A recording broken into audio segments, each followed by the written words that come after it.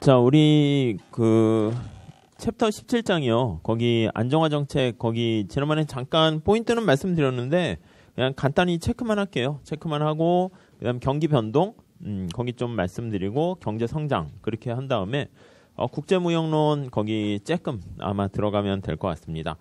저는 그냥 지난번에 말씀드린 걸로 다 커버한 것 같긴 한데 그래도 한번 책 보면서 다시 한번 리뷰를 하는 게 나을 것 같아요. 그래서 저도 책을 안 가져왔어요. 그래서 할 게 없거든요. 그러니까 잠깐 이렇게 사람들 정신 차릴 때까지 가볍게 봅시다. 리뷰하시면 되겠어요. 자, 챕터 17장 보시면 이게 안정화 정책 이렇게 나와 있는데 우리가 이제 ASAD, ISLM 그게 그냥 안정화 정책이다 이렇게 생각하시면 돼요. 자, 책 보면서 간단하게 복습 좀 할게요. 자, 개요 이렇게 나와 있습니다. 자, 1번에 안정화 정책이란 재정금융 정책 사용해가지고 바람직한 상태로 유지하는 거 안정화 정책입니다. 보통 우리가 얘기할 때는요, 물가 안정, 그 다음에 국민소득 그거를 안정시키는 거예요. 그래서 동그라미 2번에 보시면 완전 고용과 Y를 안정시키는 거죠. P를 안정시키는 게 목적이다. 뭐 그 정도 보시면 되겠고, 뭐 중요한 건 아닌데 3번의 넓은 의미에서 보면 공급 능력을 확대하는 것도 안정화 정책의 하나의 수단으로 볼 수 있는데 아무 얘기 안 하면 총수요 관리 정책만 안정화 정책이다 이렇게 보시면 되겠어요. 그래서 우리가 사용하는 게 재정 정책 그리고 금융 정책 이렇게 보시죠. 자, 이거에 대해서 이제 고전학파랑 케인즈학파 견해가 차이가 있죠. 그래서 밑에 안정화 정책의 필요성에 대한 견해 한번 볼게요. 자, 우선 고전학파는 어떻게 되나요? 반대예요. 왜 그렇게 하냐? 가만히 기다려라 이거고요. 케인즈는 야 그때까지 언제까지 기다리냐? 빨리빨리 정부가 개입해라 이렇게 되죠. 자, 1번에 봅시다. 고전학파 이론에 따르면 의하면 임금과 물가의 신축적인 조정, 물가나 이런 것들이 가격이 오르락 내리락 조정되니까 정부 개입할 필요 없고 안정화 정책 필요 없다 이렇게 돼 있죠. 뭐 그냥 간단해요. 근데 대공황 이후에 사실은 주도권이 넘어갔어요. 그래서 대공황 이후가 뭐 이게 뭐 패러다임이 바뀌게 된 거죠.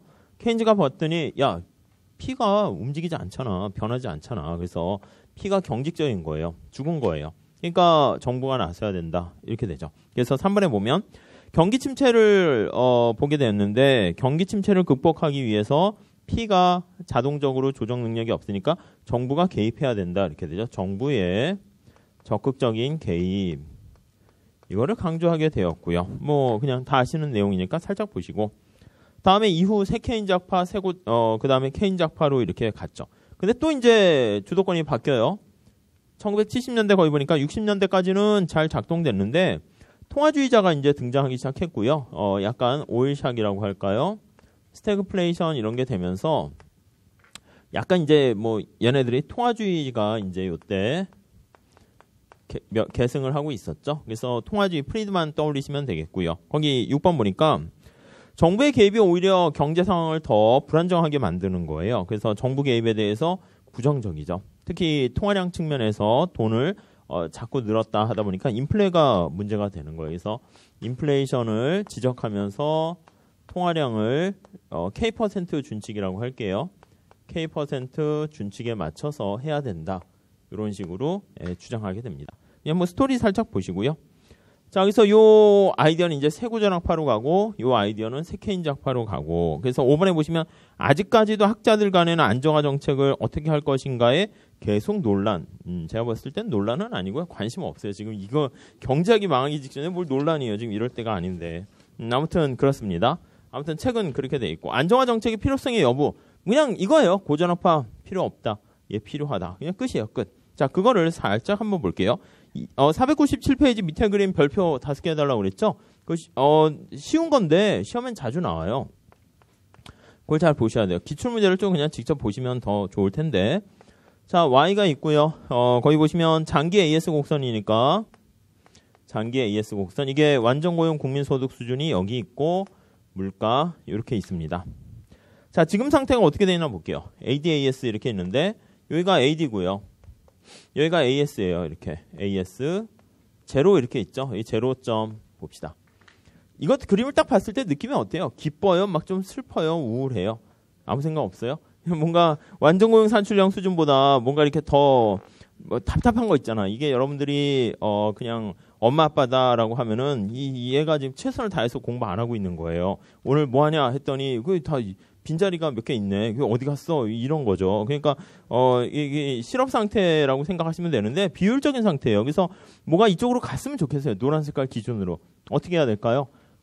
강력한 호랑이 엄마 아빠는 여러분 뭐 하냐? 빨리 해라 하고 나서 가지고 푸시를 하는 거죠. 그러면 케인즈가 이거죠. 정부가 개입을 해서 이쪽으로 이렇게 가야 된다 이렇게 얘기하니까 1 이렇게. 그럼 케인즈 엄마 아빠는 여기에 케인즈는.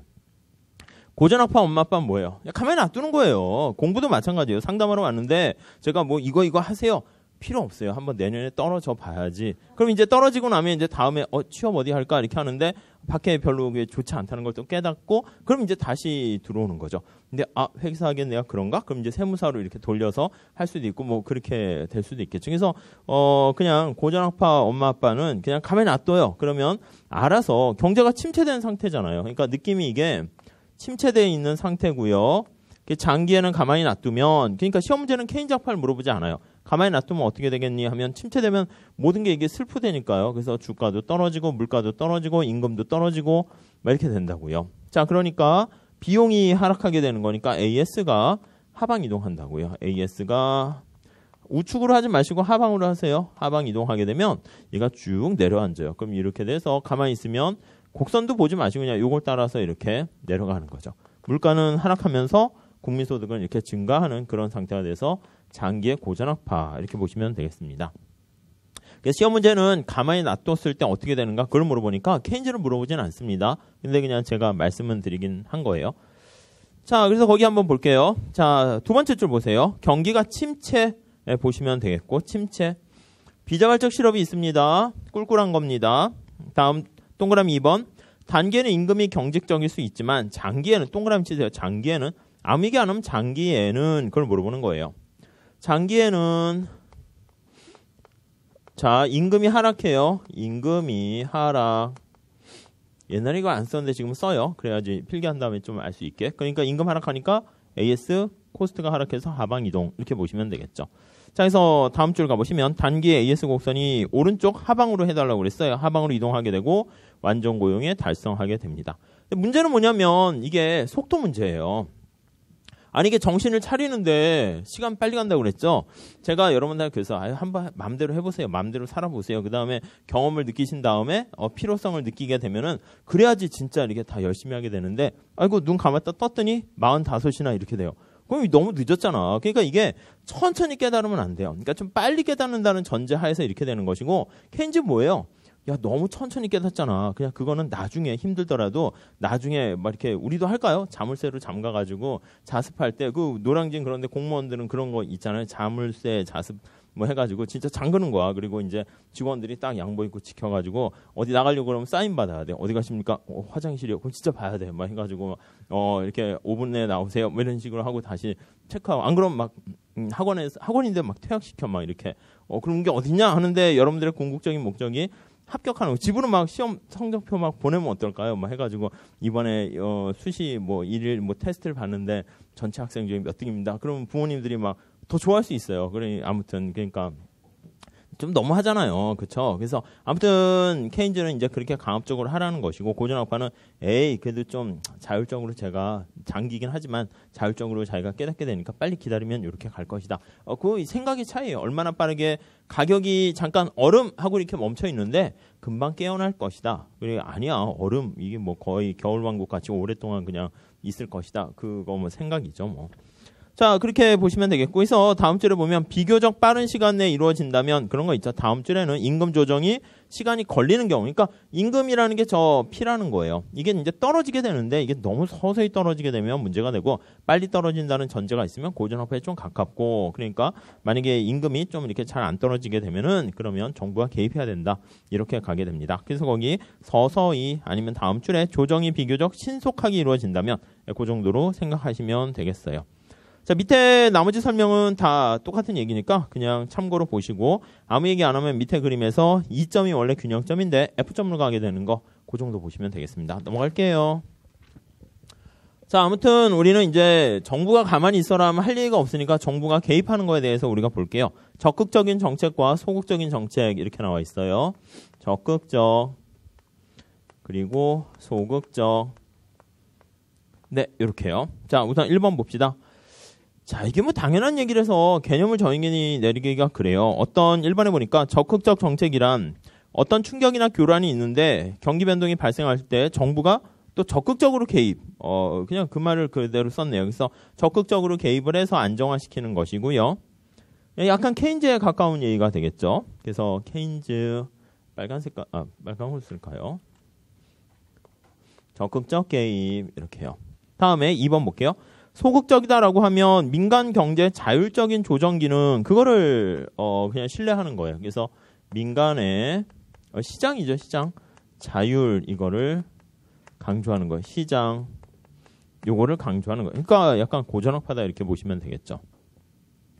자, 다시 3번 볼게요. 케인즈 학파는 이쪽이에요. 정부가 적극적으로 개입해야 된다 이렇게 되는데 왜 그런가라고 하면 물론 다 나름대로 생각이 있어요. 거기 볼게요. 3번에 경제학자들 케인즈 학파 경제학자들은 민간의 투자나 소비가 심리적 요인에 의해서 좌지우지되기 때문에 이 심리적인 요인 때문에 적인 요인에 의한 민간의 소비나 투자가 영향을 많이 받는 거예요. 그러니까 되게 불안정해요. 내재적으로. 기분에 따라서 욱하고 막 날씨가 갑자기 좋으면 그냥 밖으로 나가고요. 미세먼지면 또 안에 이렇게 처박혀 있고요. 뭐 약간 그런 거예요. 근데 그게 아니라 얘는 약간 그냥 언제나 그런 거 신경 안 써야 되는데 얘 불안하단 말이죠. 그래서 거기 보시면 내생적으로 불안정적 그런 표현 보시면 돼요. 경제 시스템 자체가 자율조정 능력보다 불안정한 거예요. 그러니까 누군가가 심리치료든 어떻게 되든 치료를 해야 된다, 개입해야 된다 이거죠. 그래서 4번에 보시면 가격기구는 비신축적, 다 똑같은 얘기입니다. 자, 이에 비해서 통화주의 나와 있습니다. 세고전학파 나와 있습니다. 그냥 경제 전체는 시장의 자율에 의해서 안정적, 그런 단어들 좀 마무리할 때 정리 좀 해두시고요. 가격 변수는 신축적이니까 그러니까 정부가 개입할 필요 없다 이렇게 되십니다. 자, 두 개는 아무튼 뭐 다 일리가 있는데 결국은 6번에 보시면 시차 문제, 그게 사실은 이제 논쟁의 차이점이다라고 보시면 되겠어요.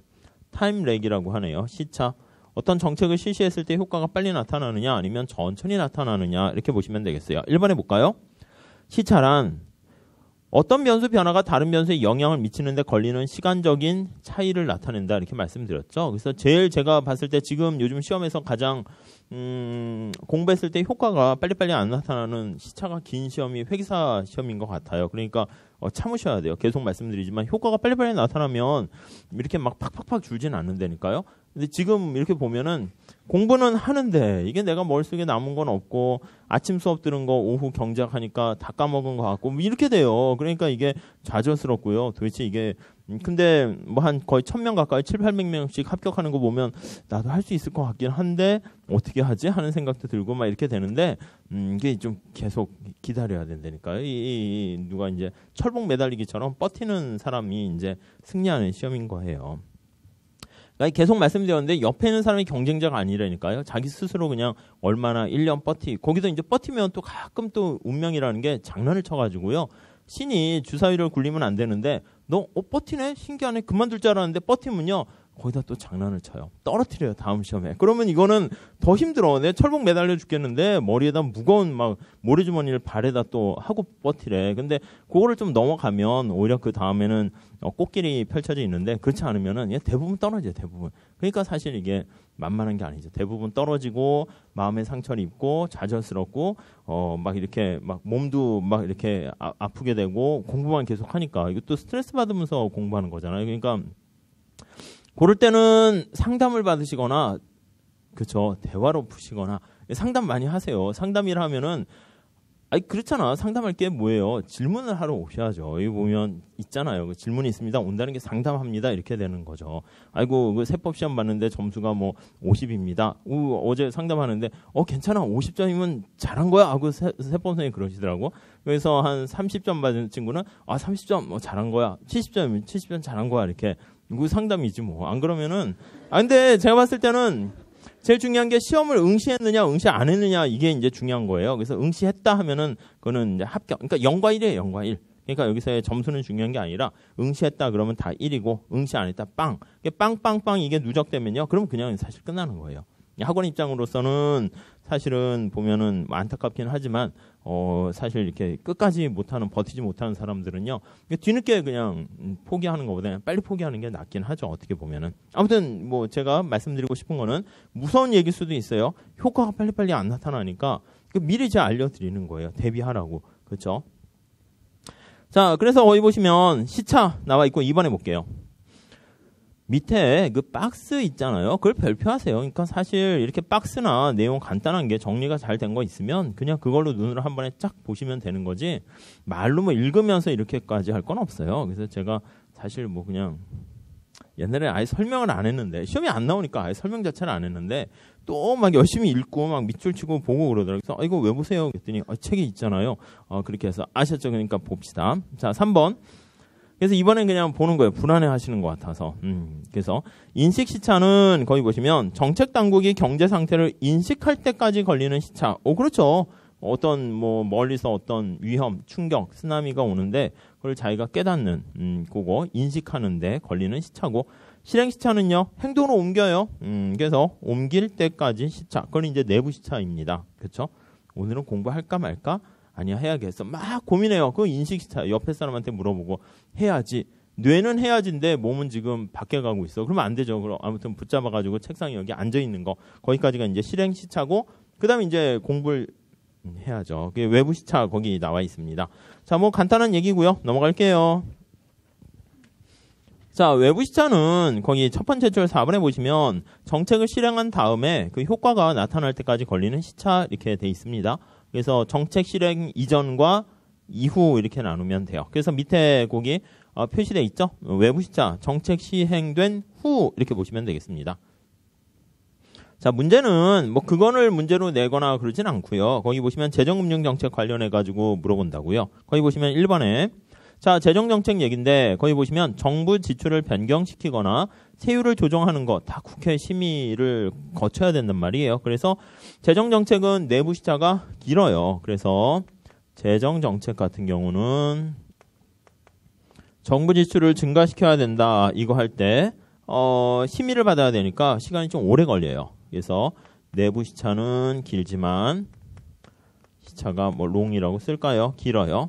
근데 외부 시차는 어떻게 됩니까? 라고 하면 외부 시차는 국민소득에 미치는 영향을 나타내는 건데 C, I, G 이렇게 하면은요. 사실 총수요를 증가시키면 막바로 먼저 효과가 나타나요. 그 다음에 이제 세컨더리 효과는 또 그 다음에 추가적으로 승수 효과가 나타나는 거고요.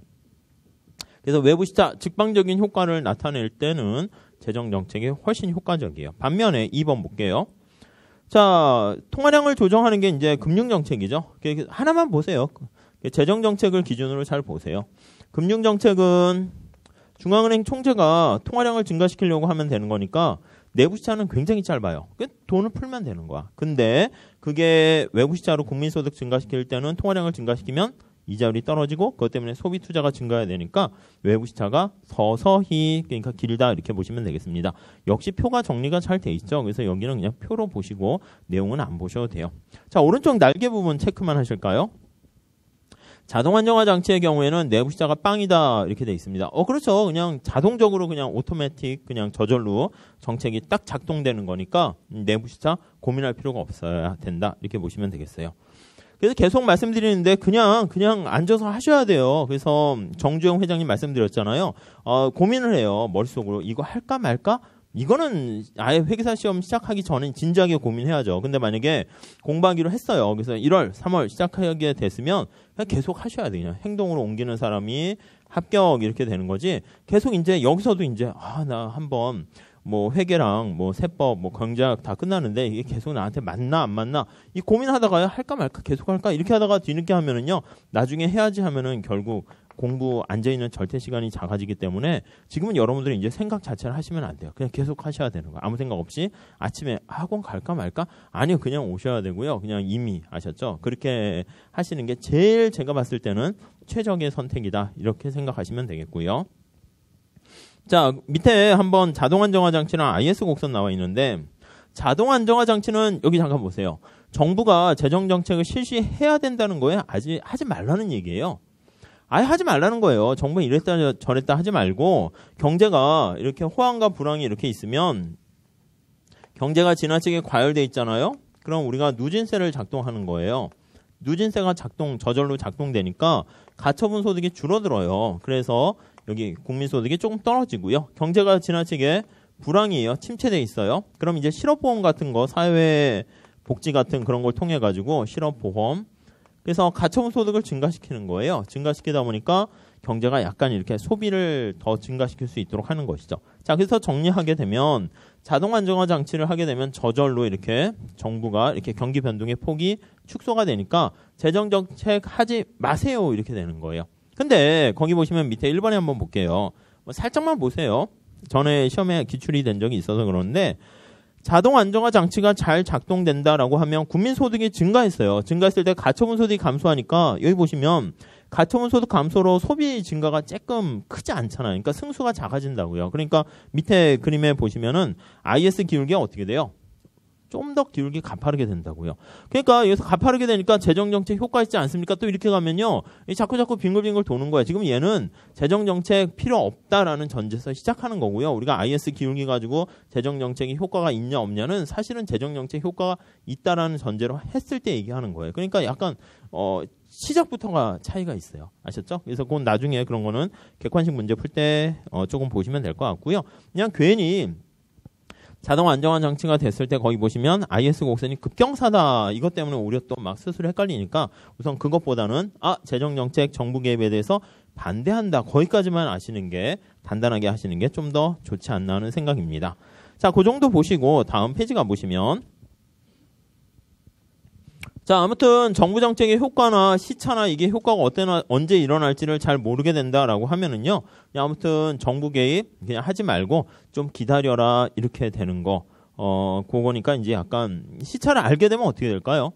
그럼 사실 정부가 잘 개입하면 돼요. 무슨 말씀이냐면 목욕탕에 물 가지고 보통 통화주의자들은 많이 얘기하는데 자기가 욕실에서 샤워할 때 자기한테 맞게 온도를 맞춰놨단 말이에요. 근데 거의 찬물이 이렇게 고여 있어가지고 물을 처음에 탁 틀었는데 자기는 약간 미지근한 물을 좋아하는데 찬물이 이렇게 나오는 거에서 차가워 해가지고 막 이렇게 손을 돌려. 근데 손도 아주 그냥 이렇게 섬세하지 않고요. 막 이렇게 뭐라고 할까? 막 그래요. 그래서 너무 많이 돌려가지고 또 뜨거워 이렇게 되고 아이고 뜨겁네 돌리니까 또 차가워. 이거 완전히 바보잖아요. 그러니까 옆에 딱 고전학파가 봤을 때는 케인즈가 그 식이에요. 그냥 아이고 경기가 불황이니까 경기를 좀 이렇게 과열시켜야지, 이렇게 좀 끌어올려야지 했는데, 여기에서 만약에 이제 확장적 재정금융 정책을 실시하는 거야. 그랬더니 여기서 이렇게 올라가고요. 그래서 아이고 너무 뜨거워 하니까 또 여기서 좀 찬물 해야지 했더니 또 너무 내려가고요. 이게 오히려 더 타이밍을 못 맞추게 되면은 바보같이 되는 거죠. 그러니까 거기 앞에 시차와 정책 효과 그림이 1번부터 6번까지 쫙 있는데, 아무리 제가 설명드릴까 했는데 읽어봐도 안 보셔도 될 것 같아요. 그래서 7번 하나만 볼게요. 7번. 아셨죠? 자, 그래서 7번에 보시면 수동적인 정책을 주장하는 학자들은 약간 고전학파에 가까운 사람들이라 이렇게 보시면 되겠어요. 그러니까 적극적으로 하는 게 아니라 시차를 잘 모르는 상황에서 효과가 언제 나타날지 잘 모르니까 좀 기다려라. 적극적으로 자꾸 뭔가 하지 마시고 좀 기다려보면 경제가 불안정해질 가능성이 훨씬, 그냥 자꾸 적극적으로 하게 되면 불안정해질 가능성이 훨씬 더 높게 되니까 좀 기다려라. 이렇게 보시면 될 것 같습니다. 넘어갈게요. 그 효과도 늘 뭐 말씀드렸죠. 공부도 이렇게 여러분들이 갖고 계시는 책을 몇 번 더 이렇게 많이 보셔야지, 만약에 공부를 좀 하시다가, 근데 개인적으로 봤을 때는 회계나 세법 중에서 한 과목 정도는 자기가 이제 전략적으로 삼을 거는 우리가 보는 책에다가 다른 선생님 책 있잖아요. 서점에 가면 또 있다고요. 다른 인근 학원에 있는 책들도 이렇게 정리가 잘 된 거 있으면 하나 정도는 더 보셔도 상관없어요. 근데 괜히 어이구 이게 좀 모르겠네 해서 여기 왔다 저기 왔다 이렇게 하게 되면은 사실 뭐 하나 이렇게 뼈대를 갖추기 전에 사실은 회계학은 거기서 거기거든요. 그러니까 자기가 얼마나 반복 연습하는가가 중요하기 때문에 그냥 뭐 그런데 그냥 뭐 하나 정도는 사실 더 갖고 있어도 상관없어요. 근데 지금보다는 좀 나중에 어느 정도 더 갖춰진 다음에 보시면 뭐, 그런데 이제 모든 책을 막 두세 권씩 있다? 그러면 소화를 못 시켜가지고 이제 망하는 수가 있으니까 하나만 이렇게 잘 보세요. 자, 다음 넘어갈게요. 501페이지 가보시죠. 자, 적극적 소극적. 그대로 보시고 그다음에 이제 또 하나는 뭐냐면 거기 재량과 준칙이에요. 준칙. 약간 뉘앙스가 좀 적극은 재량인 것 같고요. 소극은 준칙인 것 같이 보이긴 하는데 완전히 좀 그런 건 아니다라는 거. 그걸 좀 설명하려고 그래요. 1번에 볼게요. 자, 재량이 동그라미 치시고요. 뭐 그때그때 한다는 거죠. 그래서 정책 당국의 판단에 따라 그때그때 이렇게 보시면 돼요. 그때그때라고 쓰세요. 그때그때. 가봐야 알지? 뭐 이렇게 얘기하는 거예요. 그때 상황을 봐서 이렇게 되는 거고요. 다음에 준칙은 자기가 미리 밖으로 원칙을 정해놓는 거예요. 그래서 거기 보니까 두 번째 줄에 준칙에 입각한 정책이란 사전에 이런 뜻이 있네요.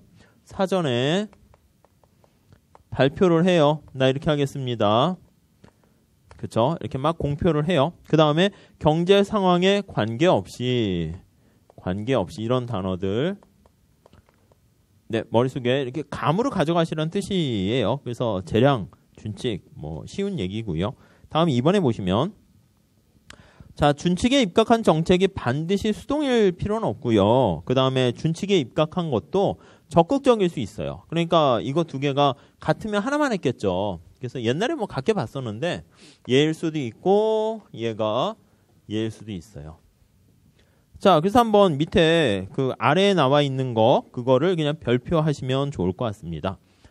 자, 준칙인데 여기 수동적 이거요. 약간 유두리가 없는 거예요. 그래서 거기 보시면 거의 매년 통화 공급을 증가율을 10%로 일정하게 그러니까 통화 공급량을 그냥 10% 이렇게 하는 거예요. 그래서 약간 느낌이 수동적 이렇게요. 그 다음에 거기 보시면 적극적 이거는 이제 원칙만 있으면 되는 거잖아요. 원칙, 준칙만 있으면 돼요. 그래서 거기 보면 매년 통화 공급의 증가율을 무조건 경제 성장이 빠를 수도 있고 느릴 수가 있으니까 그냥 10% 이건 아니고 뭐 식을 그냥 간단히 쓰면 여기에다가 약간 플러스 조정되는 조정 정도가 들어가요. 거기 보니까 실업률이 1% 높아질 때마다 통화 공급 증가율을 2%포인트씩 증가시켜요. 그래서 뭐 2%포인트 실업률 뭐 이런 식으로요. 그러니까 실업률이 1이면 2, 2면 4 이렇게 되니까 14%만큼 증가시키는. 그러니까 이 부분이 하나 더 들어가 있는데 이것도 공표한 거죠. 나 이렇게 할 거야 라고 공표를 한 거니까 그거는 이것도 준칙이다 이렇게 보시면 될 것 같습니다. 어떤 교수님 경제원론 책에 이걸 강조해서 있어서 여기에 넣은 것 같은데 시험에 나온 적은 없어요. 그러니까 뭐 살짝 보시면 될 것 같고요. 다음 4번에 보시면 케인즈 학파는 재량, 통화주의는 준칙 뭐 큰 그림으로 보시면 되겠고 5번에 보시면 왜 준칙에 입각하는 사람들은 왜 준칙을 강조하지요? 이렇게 되면은 정부의 그때그때 상황 봐서 할 수 있는 능력에 대해서 신뢰를 못하겠다 이 뜻이에요. 그래서 거기 5번만 하나 밑줄 치시죠. 준칙에 입각한 정책이 바람직하다고 보는 학자들은 약간 고전학파 계열입니다. 정치가들에 대한 불신, 관료에 대한 불신이에요. 정부에 대한 뭐 능력에 대해서 불신이라고 보시면 돼요. 능력을 못 믿겠다. 그리고 시간 비일관성 문제 똑같은 얘기예요. 시간 비일관성. 야, 네가 봤을 때 그때 좋은 거라고 생각했는데 지나고 나니까 아니던데? 뭐 이렇게 되는 거죠. 변하는 거예요.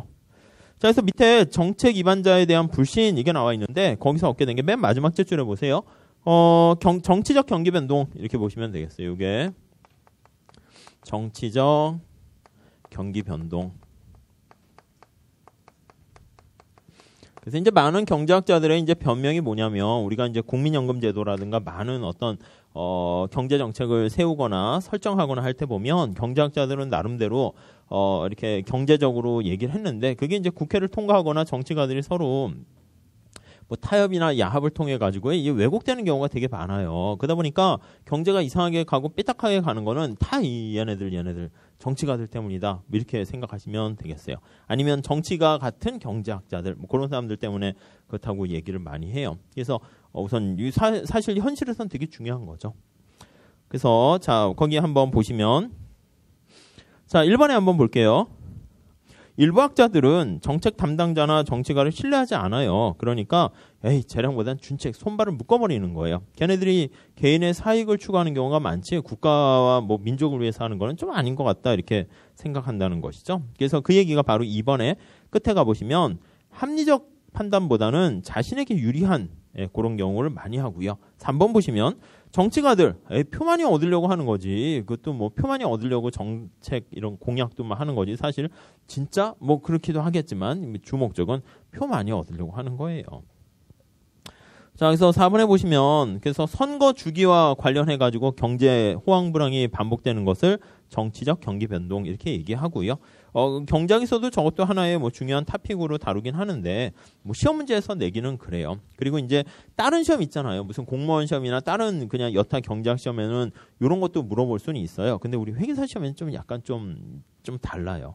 자, 그래서 다음 페이지가 보시면 참고 나와 있는데 말 그대로 그냥 참고로만 보시고요. 2번 정도 하나만 볼게요. 자, 우리가 잡아야 할 두 마리 토끼가 인플레이션과 실업이라고 말씀드렸는데 거기 2번에 보시면 인플레이션의 효과가 약간 간접적이에요. 물가 상승하면요. 전체 국민이 n분의 1로 그걸 쫙 고통을 분담한다고요. 근데 실업 당한 사람이 혼자 그걸 다 부담하는 거니까 당연히 선거철이 가까워지면 두 마리 토끼 중에서 어떤 거에 더 신경 쓰냐면 실업률을 잡으려고 신경 쓴다고요. 그래서 내용에 1번 보세요. 집권당은 선거에서 승리하기 위해서 선거일 근처가 되면 실업률을 낮추려고 막 확장적 재정금융정책을 실시하게 돼요. 그러면 3번에 보시면 그래서 지나치게 확장적 금융정책을 실시하게 되면 호황이 되잖아요. 그럼 3번에 보시면 통화량이 과다하게 풀리기 때문에 인플레이션이 발생해요. 그럼 이제 선거 지난 다음에 그러니까 선거 때 바로 끝나고 이제 인기 투표하면 막 인기도가 올라가다가 이제 말 그대로 레임덕이라는 게 그렇죠. 이제 선거 말기에는 또 이제 그걸 다시 자기가 했던 거 다 거기 4번에 보시면 나와 있죠. 인플레이션 수습하기 위해서 통화량 감소하면 다시 또 실업, 경기 침체 이런 것들이 오게 되고 뭐 그게 반복한다는 것입니다. 자, 다음에 최적 정책의 동태적 비일관성 그것도 좀 보셔야 되는데 시험 문제는 이제 요게 시험에 나와요. 우리 시험에서는 요거요. 자, 우선 1번에 보시면 최적 정책의 동태적 비일관성 그거 하는 밑줄 쫙 치시고요. 지난번에 말씀드렸는데 그때 봤을 때 우리가 최적이라고 생각했던 게 지금 봐도 최적인가? 그게 아닌 경우가 많다는 거예요. 최적이 시간이 가보니까 아니더라. 그래서 지금 알고 있는 걸 내가 만약에 그때 알고 있었으면 아유 내가 이거 뭐 이런 선택을 안 했을 텐데 그때 몰랐구만 해가지고 무슨 뭐 영화 보니까 뭐 그런 거 있었잖아요. 뭐였죠? 아무튼 30년 후에 그 여러분이 와가지고 막 와서 얘기하는 거야. 이상한 할아버지가 아니라 중년의 아저씨나 아줌마가 와서 얘 잠깐 나랑 얘기할래? 누구세요? 뭐 이러니까 미래 나야. 야, 너 회계사 그만두지 계속하니? 뭐 약간 좋은 건 안 좋은가? 아무튼 이렇게 그만두려고 할 때 계속해. 계속하는 게 훨씬 더 나은 선택이야. 이렇게 얘기해 주는데 이게 잘 모르죠. 지나고 나서 후회를 하게 되는 거죠. 그러니까 그때 봤을 땐 내가 최적인 줄 알았어. 근데 알고 봤더니 최적이 아닐 수 있으니까 그냥 괜히 가만히 있을 걸 괜히 왔다 갔다 움직였다. 이렇게 보시면 되는 거죠. 자, 그래서 거기 보면 정부가 각 시점에서 그 각 시점이라는 표현이 중요합니다. 그러니까 과거에 지금 최적 정책을 실시했는데 장기적으로 보면 이 밑줄 쫙 치세요. 동태적 시간이 지남에 따라 이거예요.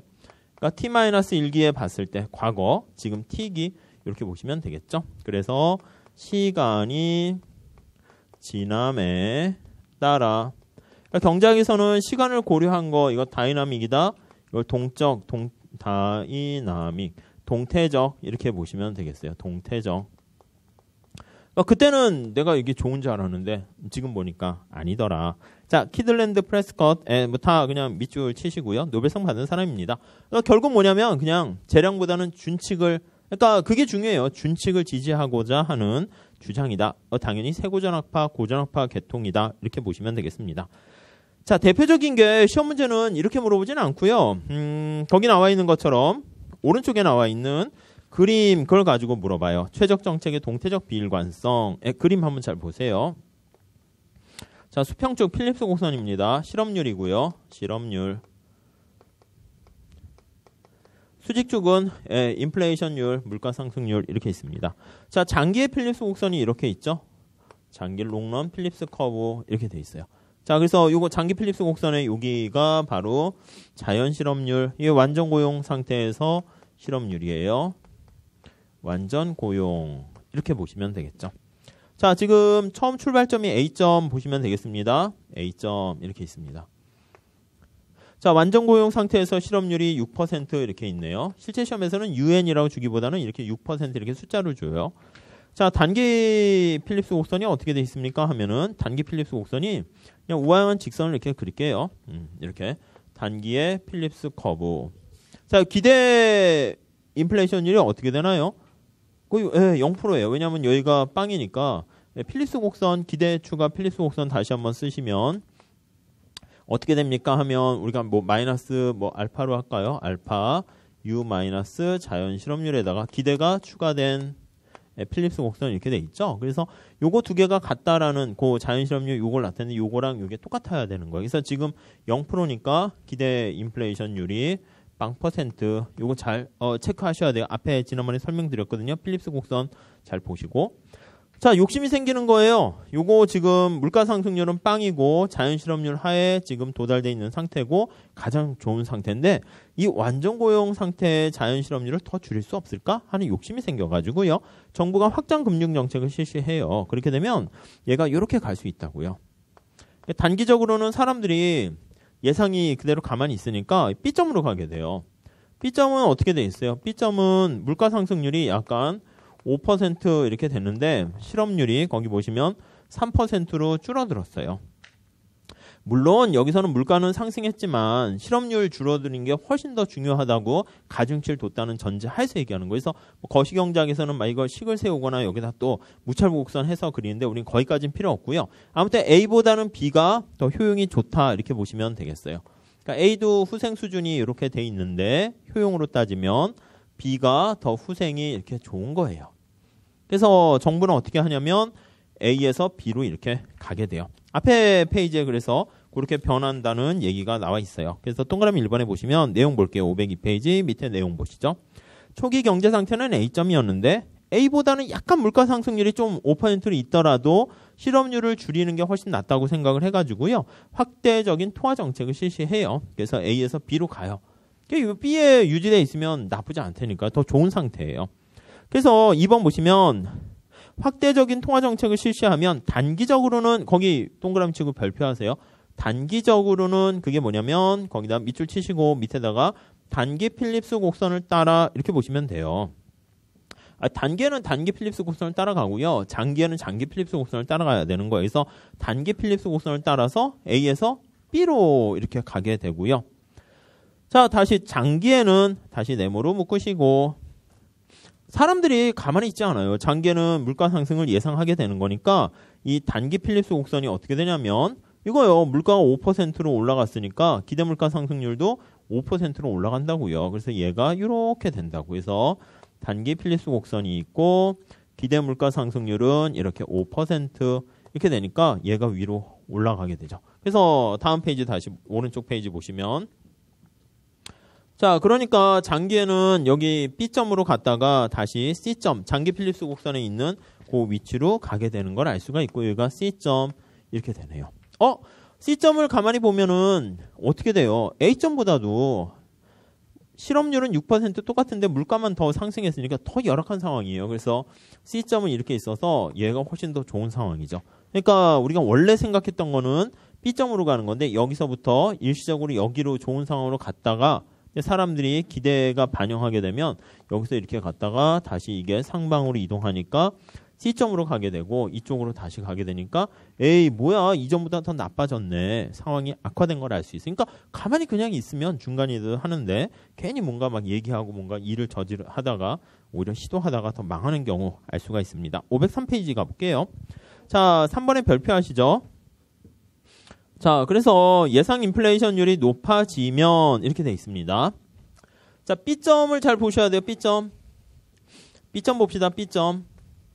요 앞에 기대 물가 상승률, 기대 필립스 곡선 거기 다시 보시면 돼요. B점은 지금 어떤 상태냐면 자, 기대 물가는 0%예요. 요거. 근데 지금 물가는 5%예요. 다시요. B점. 요 파란 색깔 여기 위에서 쫙 보세요. 지금 기대 물가는 0%인데 인플레이션율은 5%입니다. 이렇게 돼 있네요. 과수예요, 과다예요? 과소니까 사람들이 착각해가지고 더 열심히 일을 한다니까. 문제 볼 땐 이것만 하시면 다 풀려요. 그래서 과소기대가 돼서 더 열심히 일을 하게 되니까 국민소득은 완전고용 국민소득을 더 초과하게 되고요.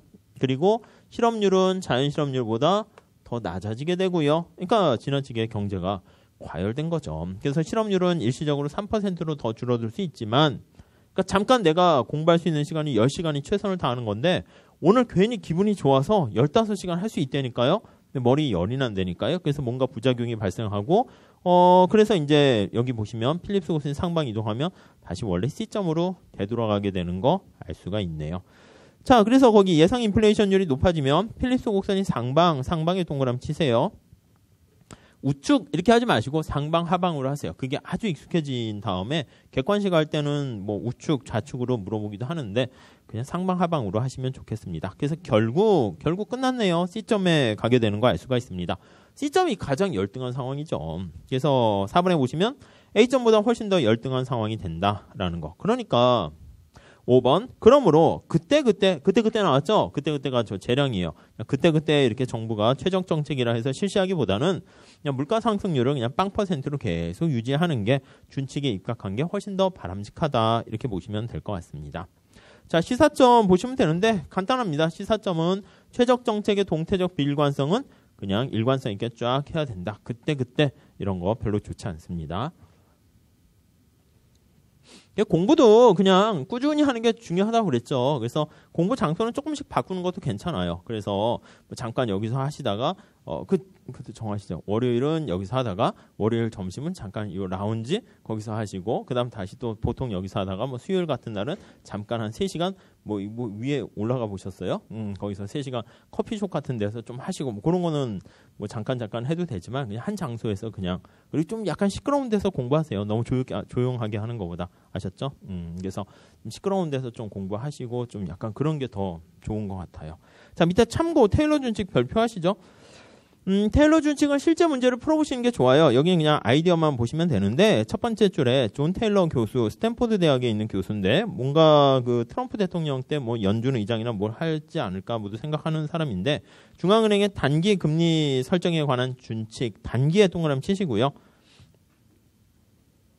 자, 아시겠지만 그 미국의 연준이 뭐 기준금리를 이제 정해요. 시간이 감에 따라서.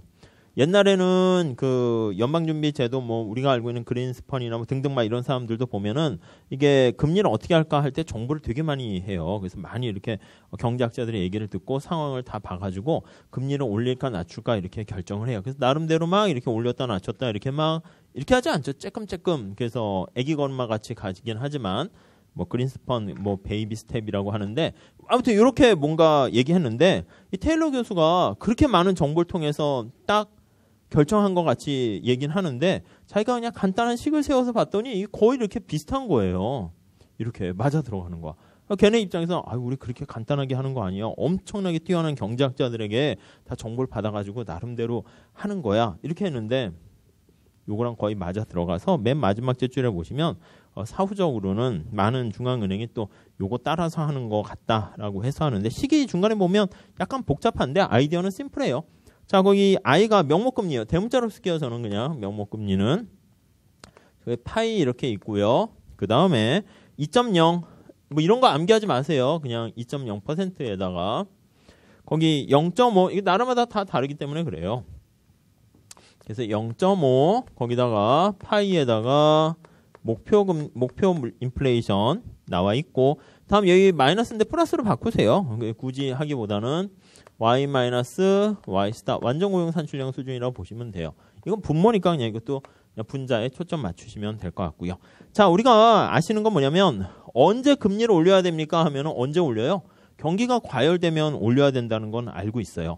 언제가 과열입니까? 그것만 생각하시면 돼요. 언제 과열인가? 과열일 때 금리를 올려라 이거예요. 첫 번째는 요거요. 요 부분. 파이가 목표하는 인플레이션율보다 더 높은 경우 과열이죠. YN 완전 고용 산출량 수준보다 높은 경우 그 과열이죠. 그냥 그걸로 그냥 보시면 돼요. 그냥 그걸로 끝이에요. 그래서 언제 금리를 올려야 됩니까?